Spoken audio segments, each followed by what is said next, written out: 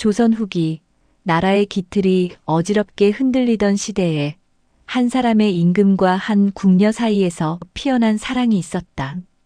그 사랑은 화려하지 않았고 누구에게도 쉽게 드러나지 않았지만 속 깊은 사람들만이 알 수 있는 은은한 향기처럼 조용히 피어올랐다가 더욱 짙게 번져갔다.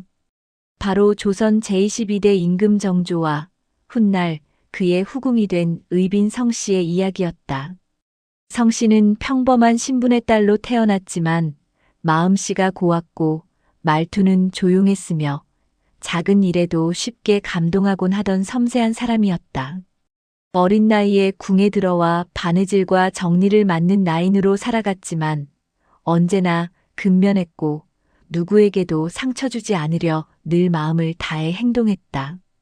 그녀는 자신이 궁중의 수많은 사람들 중 하나일 뿐이란 사실을 잘 알고 있었고 그저 하루하루 주어진 일에 정성을 다하며 살아가려 했다. 그러던 어느 봄날 그녀의 인생을 바꿔놓는 사건이 찾아왔다. 세자가 된 정조는 늘 책을 가까이 했고 혼란스러운 조정 속에서도 나라를 바로 세우려는 굳은 의지를 가진 사람이었다.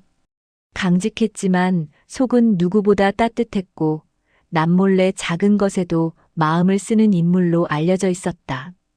그날도 그는 혼자 서재에서 책을 읽고 있었고 성씨는 우연히 그 방에 차를 들이던 나인으로 불려 들어갔다.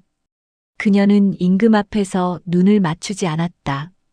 시선은 낮게 내려가 있었지만 떨림 없이 차를 놓고 발을 물러섰다.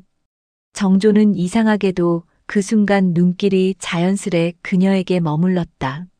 작은 움직임에도 조심스러움이 배어 있고 말 한마디 없었지만 방 안의 공기가 조금 더 부드러워지는 듯한 기분이 들었다.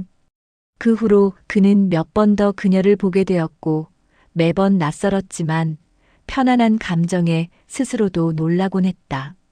왕의 자리까지 바라보고 있던 그는 어느 누구에게도 쉽게 마음을 허락할 수 없었지만 성씨 앞에서는 경계심이 조금씩 벗겨지는 것 같았다. 성씨 역시 마찬가지였다. 처음에는 세자를 모시는 일이 긴장될 뿐이었지만 시간이 지날수록 그의 눈빛이 품은 따뜻함을 보았고 가속의 고단함까지 자연스레 읽혀졌다. 그녀는 감히 마음을 품어서는 안 된다는 것을 누구보다 잘 알고 있었다. 그러나 사람의 마음은 붙잡을 수 없는 가장 깊고도 크다고 했던가 금으로 둘러싸도 우러나는 그 감정은 막을 수가 없었던 것이다. 결국 두 사람은 서로에게 천천히 그러나 깊게 끌려 들어갔다. 정조가 왕위에 오른 뒤에도 두 사람의 마음은 흔들리지 않았다. 왕이 되어 정치의 소용돌이 속에서 치열한 날들을 보내던 정조에게 성씨, 그녀가 건네주는 따뜻한 차 한 잔은 정조에게 다시 새 힘이 솟아오르게 하는 보약과도 같았다. 바람이 차다고 조심스럽게 내려놓는 얇은 겉옷 한 벌, 혹은 말없이 옆에서 웃음으로 대신하는 그 지혜로움, 어떤 해답보다도 성씨의 따스한 존재 자체만으로도 정조는 마음을 추스릴 수 있었고 다시 나라를 돌아볼 힘을 얻었었다. 모든 순간은 화려하지 않았지만 두 사람에게는 깊은 사랑의 결이 충분히 흘렸기에 가능했다고 본다. 그렇게 성씨와 정조의 애틋한 사랑은 초가 동네 처녀 총각처럼 숨죽이듯이 조심스레 쌓여가고 있었다. 정조는 더 이상 미룰 수가 없었다. 그녀를 후궁으로 맞이함에 있어서 성씨의 어떤 나약함도 결함이 될 수가 없었다. 의빈이 된 성씨는 마치 정조의 마음을 알고 있다는 듯이 조용히 왕의 곁에 머물렀다. 임금의 총애를 받는다는 것은 기쁨이기에 앞서 무거운 부담임을 잘 알았기에 몸과 마음을 단단히 했으며 자신에게 주어진 역할을 겸손히 또 소중히 받아들였다. 두 사람은 서로 말은 하지 않았지만 서로가 궁궐의 대신들이나 윗분들의 지휘자들 앞에 서는 날에는 서로를 엄중히 대하였고 또한 감히 아랫사람들이 소홀히 여기지 못하도록 서로를 더욱 존경하며 예우를 갖추었는데 마치 귀한 보석을 대하듯 하였다.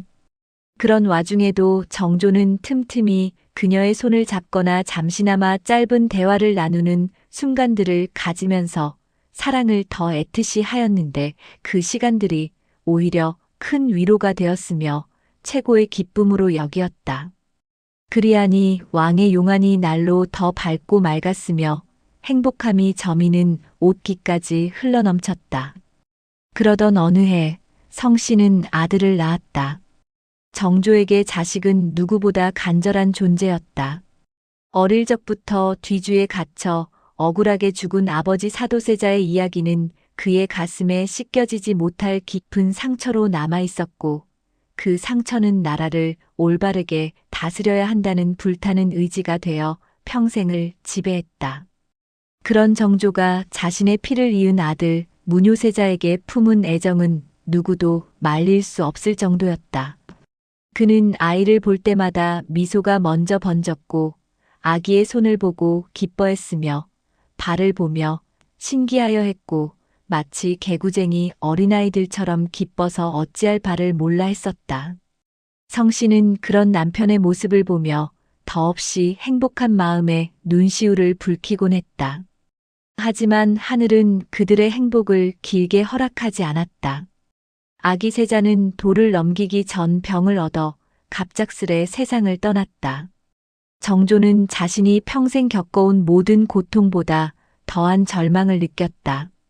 한 나라의 왕이었지만 어린 아들 앞에서는 그저 평범한 한 사람의 아버지로 사랑하려 했었건만 그 충격의 슬픔은 어떤 것으로도 대처할 수가 없었다.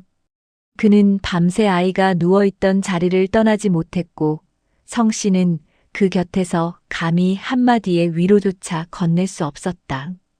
사실 의빈 성씨의 마음은 정조보다 더 깊은 어미의 상처가 가슴속에 쌓아가고 있음에도 정조에게 미안한 마음에 그 사실을 전할 수도 없었다. 오직 정조에게 아름다운 사랑의 결실을 잃어버리게 했다는 그 충격 속에서 자신만의 잘못이라고 자책했고 정조만을 더 많이 걱정했던 것이다. 그렇게 날이 갈수록 아들의 죽음은 의빈성 씨의 몸과 마음에 깊은 병을 남겼다. 한동안 병상에서 완전히 회복되지 못하고 있던 그녀는 또다시 점점 기운을 잃어갔고 자기 탓이라는 죄책감에 빠져 스스로를 책망했다. 정조는 하루도 빠짐없이 그녀를 찾아가 손을 잡고 그대의 잘못이 아니다. 나도 그대도 우리 누구도 잘못이 없다고 다독였다. 하지만 그녀의 마음속에 깃든 어둠은 쉽게 지워지지 않았다. 정조는 의빈마저 잃을까봐 노심초사하면서 왕의 위치에서도 최선을 다해 돌아보았다. 하지만 성씨는 결국 젊은 나이로 세상을 하직하고 말았다. 그녀가 떠난 날 정조는 왕의 위엄을 잃은 채 방 안에 홀로 앉아 오랜 시간 말없이 울었다고 전해진다. 누구보다 강해야 했던 임금이지만 자식을 잃고 사랑하는 여인을 잃은 그 순간들만큼은 한낱 슬픔 많은 남자일 뿐이었다. 그는 그녀가 살아있을 때 함께 걸어다니며 바라보던 궁궐의 한켠에 그녀를 위한 특별한 장소를 마련해 달라고 명했다고 한다. 생전에 좋아하던 꽃나무를 심어 해마다 그 꽃을 보며 그녀를 떠올렸다고 전해온다. 세월은 흘러 조정의 일은 계속되었고 나라는 그의 강한 의지 속에서 재정비되었다. 하지만 정조의 마음속에는 성씨가 남겨놓은 빈자리가 채워지지 않은 채 오랫동안 비어 있었다. 그는 종종 혼이 잠깐 허공에 머무는 듯한 표정을 지으며 무언가를 생각하곤 했는데 아마도 그때마다 성씨와 함께하면서 느꼈던 마치 시리던 손등에 살며시 들어와 머물었던 따뜻한 온기 같은 그녀의 깊은 사랑을 그리고 아들과 함께했던 짧은 행복을 떠올렸을 것으로 여겨진다. 정조와 의빈 성씨, 이제 그분들의 실제 시간은 끝났지만 두 사람이 남긴 사랑은 오래도록 전설처럼 사람들 사이에 이어졌다. 화려하지 않았고 크게 드러난 적도 없으며 세상은 그들의 사랑을 왕과 후궁의 흔한 이야기로만 볼 수도 있다. 그런데 마음 깊이 들여다보면 그 사랑은 누구보다 진실했고 잔잔하지만 깊었으며 서로를 온전히 위로할 줄 아는 따뜻한 사랑의 사람들이었다. 그 사랑은 마치 바람에 흔들려도 꺾이지 않는 한 송이 꽃처럼 마음속에서 오래도록 향기만을 남기는 그런 사랑. 오늘도 조용히 사람들의 마음속에서 다시 피어나고 있음을 느낀다.